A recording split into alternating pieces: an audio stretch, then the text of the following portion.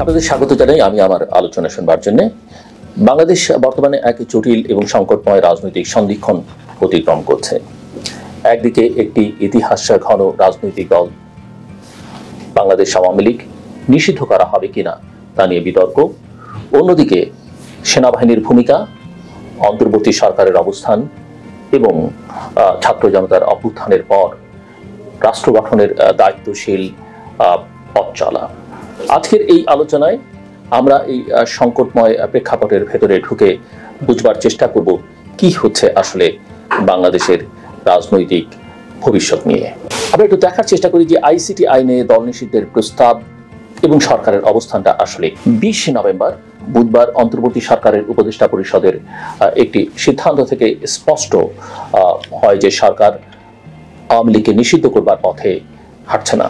আন্তর্জাতিক অপরাধ ট্রাইব্যুনালের আইনে দল বা সংগঠনকে বিচারের আওতায় আনার যে প্রস্তাব করা হয়েছিল তা উপদেষ্টা পরিষদের বৈঠকে বাতিল হয়ে যায়।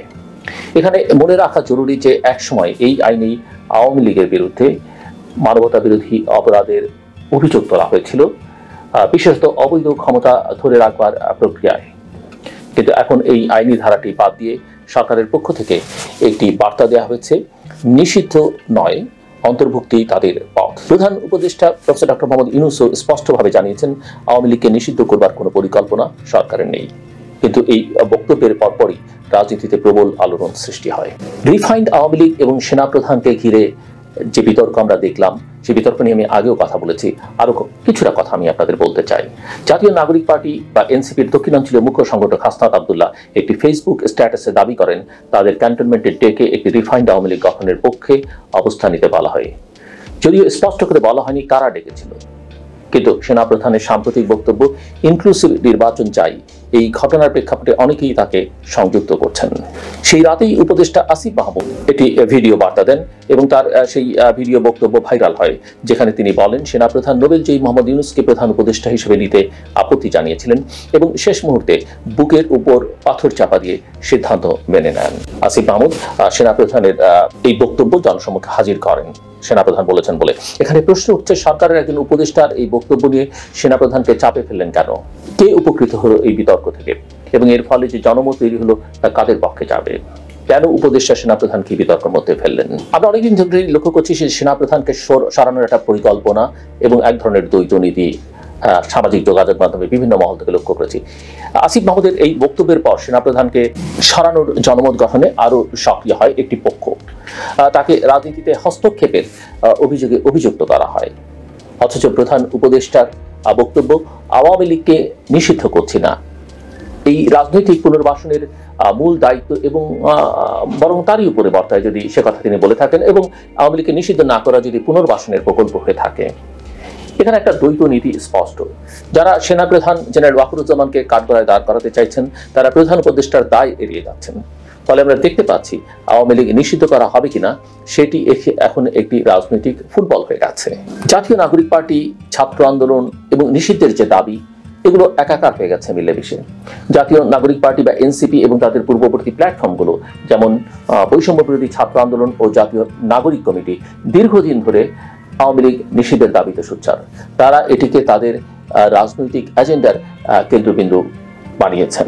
সাম্প্রতিক পরিস্থিতিতে আমরা দেখছি ফেসবুক স্ট্যাটাসকে কেন্দ্র করে ঢাকা বিশ্ববিদ্যালয় সহ সারা দেশে প্রতিবাদ বিক্ষোভ হচ্ছে, যার মূল দাবি আওয়ামী লীগকে রাজনৈতিকভাবে পুনর্বাসন করা এবং পুনর্বাসন না করা এবং নিষিদ্ধ করা। সেনাবাহিনীর অবস্থানকে বিতর্কিত করা এবং অস্থিরতার যে ঝুঁকি তৈরি হচ্ছে সেটি নিয়েও কিছু কথা বলা দরকার আমি মনে করি। এই সময় সেনাবাহিনীর ভূমিকা অত্যন্ত গুরুত্বপূর্ণ। শেখ হাসিনার পতনের পর সেনাবাহিনী দৃশ্যত স্থিতিশীল অবস্থানে আছে এবং গণতান্ত্রিক উত্তরণে একটি সময়সীমার পক্ষে অবস্থান নিয়েছে। তবে বাস্তবতা হলো বর্তমান অস্থির পরিস্থিতিতে সেনাবাহিনীকে অতিরিক্ত দায়িত্ব দেওয়া হয়েছে, কিন্তু সংখ্যার বিচারে প্রশাসনিক কাঠামোর দুর্বলতায় তারা সর্বত্র কার্যকরভাবে কাজ করতে পারছে না এবং যে দায়িত্ব দেওয়া হচ্ছে সেটি আসলে তাদের মূল দায়িত্বও নয়। এদিকে পুলিশ বাহিনীর মনোবল এখনো পর্যন্ত দুর্বল, প্রশাসনিক অসহযোগিতার অভিযোগ রয়েছে। ফলে আইন শৃঙ্খলা পরিস্থিতির উন্নয়নে সেনাবাহিনী, পুলিশ এবং সাধারণ জনগণের মধ্যে সমন্বয় অত্যন্ত জরুরি। নির্বাচন ও সংস্কার বিতর্ক, এই বিতর্ক কিন্তু যাচ্ছে না। প্রধান উপদেষ্টা প্রফেসর ডক্টর মোহাম্মদ ইউনূস বলেছেন, রাজনৈতিক দলগুলোর সঙ্গে আলোচনার ভিত্তিতে ডিসেম্বর কিংবা সর্বোচ্চ 2026-এর জুনে জাতীয় নির্বাচন হবে। ঐকমত্য কমিশনের মাধ্যমে রাজনৈতিক দলগুলোর মতামত নেওয়া হচ্ছে, যা গণতান্ত্রিক অনুশীলনের অংশ। তবে প্রশ্ন রয়ে গেছে যে সংস্কার আগে না নির্বাচন আগে। এই বিতর্ক আমরা হরহামেশা দেখছি। এখানেও একটা মতবিরোধ স্পষ্ট, কিন্তু স্পষ্টভাবে বলা যেতে পারে একটিকে বাদ দিয়ে আরেকটি করা সম্ভব নয়। এই দুই প্রক্রিয়া পাশাপাশি এগোতে হবে, সমান্তরাল গতিতে চলতে দিতে হবে।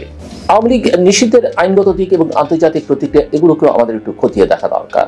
যদিও আইসিটি আইন থেকে সংগঠন বিচারের ধারাটি বাদ দেওয়া হয়েছে, তবু আওয়ামী লীগ নিষিদ্ধ করবার জন্য সরকার চাইলে দুটো আইনি পথ রয়েছে: সন্ত্রাস দমন আইন 2009 এবং পলিটিক্যাল পার্টিজ অর্ডিন্যান্স 1978 বা 1978। তবে আন্তর্জাতিক মহলের চাপও কম নয়। জাতিসংঘ মানবাধিকার হাই কমিশন পর্যন্ত আওয়ামী লীগ নিষিদ্ধ না করবার পরামর্শ দিয়েছে। ফলে বাংলাদেশের ভূ রাজনৈতিক বাস্তবতায় এমন সিদ্ধান্ত নেওয়া সহজ নয়। শুধু তাই নয়, জাতিসংঘের এই বার্তাও অস্পষ্টভাবে আছে যে এই সরকার দ্রুত যেন নির্বাচনের পথে হাঁটে। অভ্যুত্থানের উত্তরাধিকার এবং ঐক্যের প্রয়োজন। এই অভ্যুত্থান সারা দেশের ছাত্র জনতা করেছে। 2024 সালের ছাত্র জনতার অভ্যুত্থান একটি ঐতিহাসিক ঘটনা। 1,500 প্রাণ হারিয়ে, কয়েক হাজার আহত হয়ে একটি স্বৈরাচার পতনের পথে ঠেলে দেওয়া হয়েছে। এই রক্তের দাম ভুলে গেলে কোনো অবস্থাতেই চলবে না। এখন সবচেয়ে গুরুত্বপূর্ণ বিষয় হলো এই অভ্যুত্থানের সব শক্তির মধ্যে ঐক্য বজায় রাখা। ছাত্র সমাজ, সিভিল সোসাইটি, রাজনৈতিক দল এবং সেনাবাহিনী, এই 4টি স্তম্ভ যদি বিভক্ত হয় তাহলে পুরো দেশের ভবিষ্যৎ অনিশ্চয়তায় পড়ে যাবে এবং কোনো মহল সেই অনিশ্চয়তার পথে আমাদেরকে ঠেলে দিচ্ছেন। এদের বিষয়ে আমাদের সতর্ক থাকা জরুরি। প্রয়োজনে এদের বিরুদ্ধে ব্যবস্থা নেওয়া দরকার। বাংলাদেশ একটি নতুন অধ্যায়ের দোরগোড়ায় দাঁড়িয়ে। প্রশ্ন শুধু আওয়ামী লীগ নিষিদ্ধ হবে কিনা সেটি নয়, প্রশ্ন হলো আমরা কি সত্যিকার অর্থে একটি ন্যায্য টেকসই গণতন্ত্র প্রতিষ্ঠা করতে পারবো? এই প্রশ্নের উত্তর খুঁজে পেতে হলে আমাদের দরকার পরস্পরের প্রতি শ্রদ্ধা, পরিমিতিবোধ এবং সর্বোপরি গণতন্ত্রের প্রতি দায়বদ্ধতা। সেনাবাহিনীকে সরিয়ে দেওয়া কিংবা ছাত্র সমাজকে বিভক্ত করা কোনো সমাধান নয়। আমরা চাই একটি স্থিতিশীল, অন্তর্ভুক্তিমূলক, ন্যায়ভিত্তিক বাংলাদেশ, যেখানে দল বা ব্যক্তি নয়, জয় হবে গণতন্ত্র এবং জনগণের। এটি হোক আমাদের সম্মিলিত অঙ্গীকার।